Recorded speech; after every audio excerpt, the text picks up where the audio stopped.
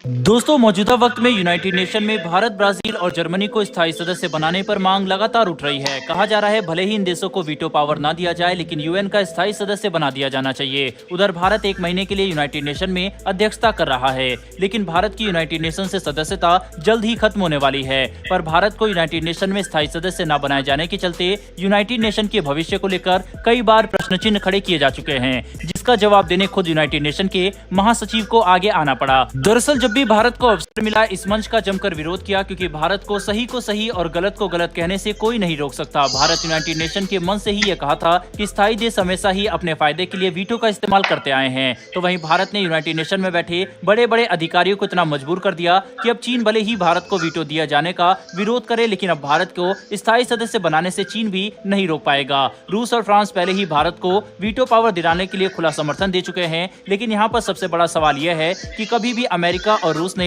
United nation में एक तरीके का विचार प्रकट नहीं किए हैं। तो क्या जब भारत को यूनाइटेड नेशन में स्थायी सदस्य बनाने की बात आएगी तो रूस के द्वारा लाए गए प्रस्ताव पर अमेरिका सहयोग करेगा? क्योंकि ज्यादातर मौके पर रूस अमेरिका का विरोध करता है, तो कभी अमेरिका रूस का विरोध करता है। तो वहीं अब जो यूनाइटेड नेशन के महासचिव भी यूएन के विस्तार की बात कर रहे हैं, इसके पीछे भारत के विदेश मंत्री एस जयशंकर के द्वारा दिए गए बयानों का बड़ा प्रभाव है। दरअसल कई बार भारत के विदेश मंत्री कह चुके हैं कि अगर यूनाइटेड नेशन का विस्तार नहीं किया जाएगा तो यूनाइटेड नेशन प्रभावहीन हो जाएगा। तो दोस्तों, इन्हीं सबका असर अब यूनाइटेड नेशन के अंदर दिखना शुरू हो चुका है। अब खुद यूनाइटेड नेशन के महासचिव एंटोनियो गुटेरेस को सामने आना पड़ा और उन्होंने कहा है कि अब यूनाइटेड नेशन में स्थायी सदस्यों की संख्या को बढ़ाना पड़ेगा। दरअसल एंटोनियो गुटेरेस से एक प्रेस कॉन्फ्रेंस के दौरान एक रिपोर्टर ने उनसे रूस यूक्रेन युद्ध जैसे संकट से निपटने से जुड़ा एक सवाल पूछा, जिसके बारे में उन्होंने बताते हुए कहा कि संयुक्त राष्ट्र को दुनिया में प्रभावशाली बनाने के लिए कई महत्वपूर्ण देशों को शामिल किया जाना चाहिए। वहीं उन्होंने ये भी कहा कि उनको अमेरिका और रूस की ओर से भी सितंबर महीने में आयोजित की गई महासभा के दौरान कहा गया है कि यूनाइटेड नेशन में स्थायी सदस्य को अब बढ़ाया जाए। दरअसल सबको पता है कि भारत, रूस और यूक्रेन के मुद्दे पर जो कर दिखाया उसे यूनाइटेड नेशन भी नहीं कर पाया था।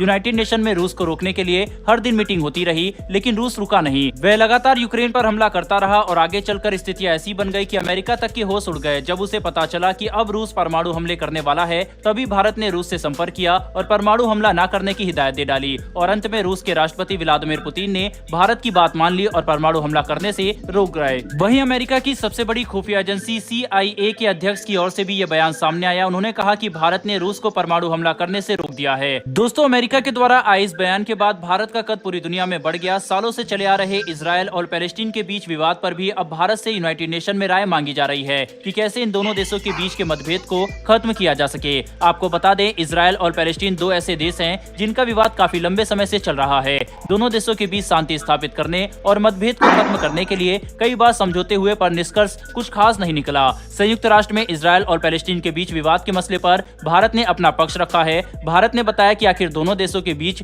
मसला कैसे सुलझेगा। दरअसल संयुक्त राष्ट्र में भारत